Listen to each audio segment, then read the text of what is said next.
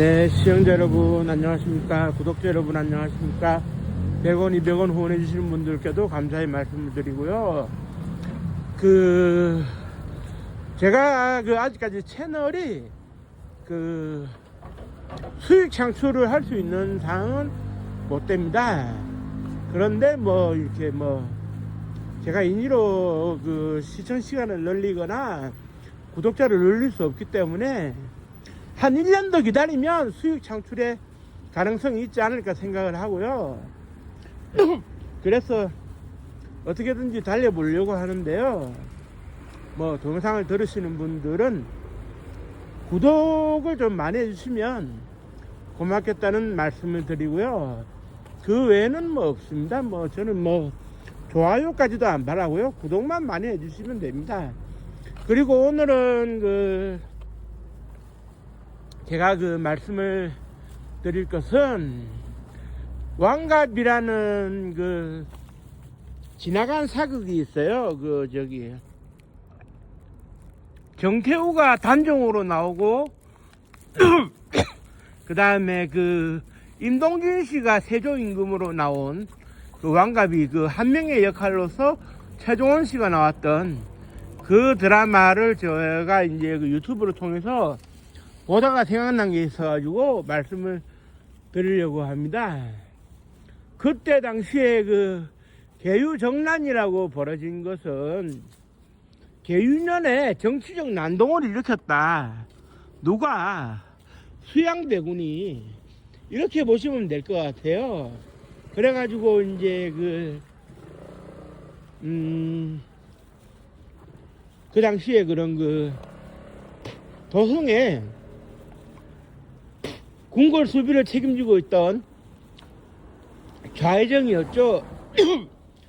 김종서를 먼저 철퇴로 때려 죽이고, 그리고 이제 궁궐로 사람들을 불러 모아가지고 영의정 항보인이라든지 이런 사람들을 살생부로 통해가지고 죽여버렸어요. 그때 살생부는 처음부터 끝까지 한명회가 만든 살생부거든요.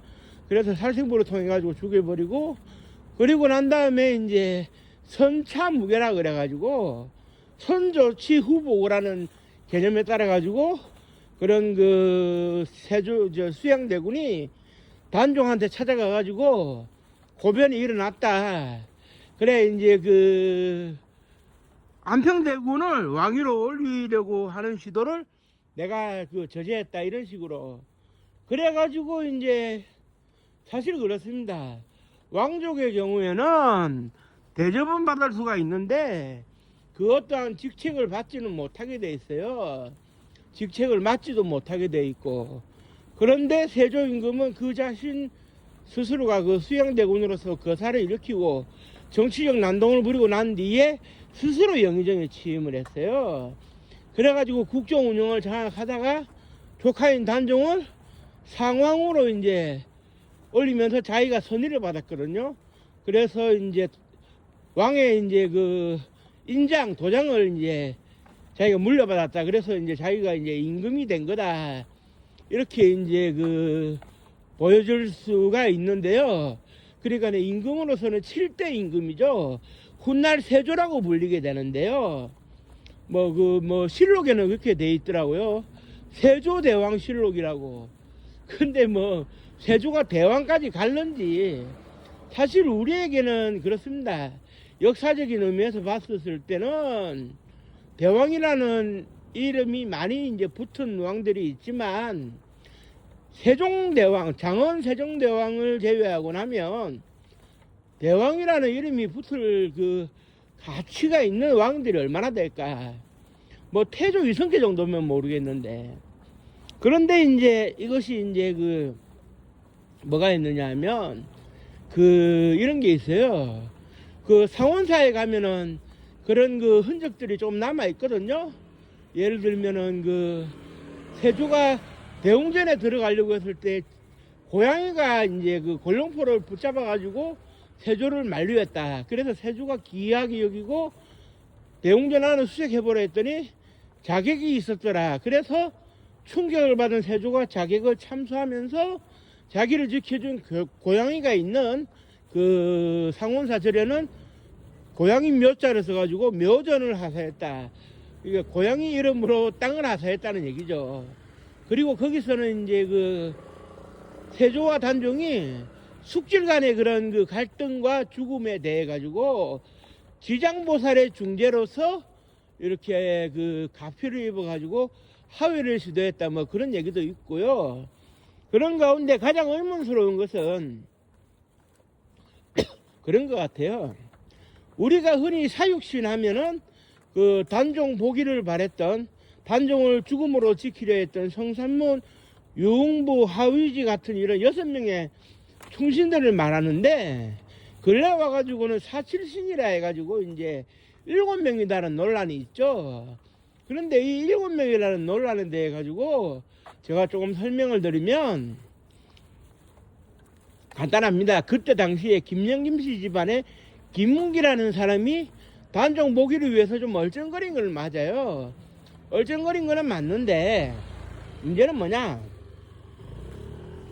그 단종이 죽고 그 이후에 이제 그 세조 입장에서는 어떻게 되느냐, 그 손자가 될 수 있는, 죄송합니다. 증손자가 될 수 있는, 그러니까 자기의 큰아들 의경세자가 일찍 죽고 그 이후에 예종을 거쳐가지고 자신의 그 아들이었던 의경세자의 둘째 아들, 그러니까 자을산군이 왕위를 이어가게 되니 그가 성종인데, 성종에게 이제 아들들이 있었는데 그 유명한 이융, 연산군이죠. 이융하고 배다른 형제 진성대군이 있었고, 그 진성대군이 중종만정이라는 이름으로 왕위에 오르게 되니 그가 이제 중종인데, 중종이 그 노산군의 명예를 찾아주겠다 해가지고 묘지도 찾아보고 많은 활약을 하면서 어떻게 되느냐, 사육신의 명예를 드높여줘야 되겠다. 그래 이제 사육신에 대한 명예 회복 자체는 1차적으로 예종 임금과 그 성종 임금을 거치는 기간 동안 정희왕후라고 하는 그런 그런 세조 수양대군의 부인이 명예회복을 위한 그런 절차를 거치도록 해줬어요. 그래서 피비린내가 진동했던 계유정난에 그런 원혼을 달래가지고 왕실을 좀 더 평화롭게 도모한다는 뜻에서, 그러다가 이제 어떻게 되느냐, 중종 임금에 와가지고 이제 명예회복이 완전하게 이루어지고, 그때 이제 죽음으로써 단종을 보호했던 사람들을 사육신 6명의 충신이라 그랬고, 이후 살아남았지만 단종 보기를 위해서 맹활약을 했다 인정받은 사람이 생육신이에요. 살아있었다 그래가지고. 그런 가운데 왜 사칠신이냐 하는 논란이 불러일으키고 있었지만, 이건 간단합니다. 아까 말씀드렸던 김문기라는 사람, 그러니까 이제 사육신으로는 인정받지 못했고, 조선왕조실록에도 사육신으로는 등장하지 않는 김영김 씨의 김문기라고 있었는데, 이 사람이 사육신과 뜻을 같이 해가지고 활동을 좀 했던 건 사실이에요. 그러나 이제 사육신으로 불리기에는, 사육신 범위에 끼기에는 좀 애매모호했어요.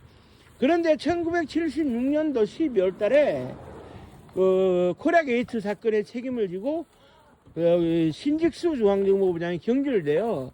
경질되고 난 이후에 들어서는 김재규 중앙정보부장이 77년도에 노량진에 있는 사육신의 묘를 둘러보게 되고, 여기에서 자신의 집안의 직계 선조였던 김문기도 활약을 했지, 사육신이 아니라 사칠신이 되어야 된다고 역사학계를 겁박해가지고 우겼어요. 왜 우리 조상님은 안 깨워주느냐. 그래가지고 이제 사칠신 논쟁 끝에 김재규가 역사학자들을 선동해가지고 사칠신이니 어쩌니 했는데, 김문기의 활약상이 인정이 안 되는 건 아니지만 사육신과 동등한 대접을 받을 정도는 아닌 것 같아 보인다고 역사학계는 이제 주장을 하고 있는데, 김재규 중앙정보부장이 그 11억 사건으로 사형을 나오고 난 이후에는 사칠신이라는 얘기가 쏙 들어갔죠. 쏙 들어가고 김영겸 씨 집안이 몰락을 이제 하다시피 했어요. 임금을 죽인 죄인의 집안이라는 식으로. 그래 이제 사칠신이라고 하는 논란 그 자체가 김재규 중앙정보부장이 자기 집안이 좀 있어 보이기 위해서 김문기라는 사람을 사육신의 반열에 끼워 넣은 그 억지 주장에 따른 것이지, 실제로는 그 사육신과는 약간 결을 달리야 한다. 그래서 정치가 역사에 개입을 하면 이런 말도 안 되는 이런 그 결론에 도달할 수 있다. 그걸 잘 보여준 게 이제 사칠신 논쟁이다. 이렇게 볼 수가 있을 것 같고요. 뭐 김문기라는 사람을 평가절하하자는 건 아닌데, 그때 당시에 이제 박평년, 그 하위지, 유흥부, 뭐 이게 그 성산문과 같은 그런 반열에 오를 정도는 아니었다. 뭐 그렇게 이제 보시면 될 것 같고요. 그리고 이제 그 당시에 이제 그 김재규 부장이 일으킨 정치와 역사가 결합된 논란은 하나의 해프닝으로 끝나는 것 같아요. 다만 김문기는 김문기대로 대접을 받으면 됩니다. 역사적 관점에서 대접을 받으면 되는 거고, 꼭 사칠신이라고 해야 대접받는 건 아니거든요.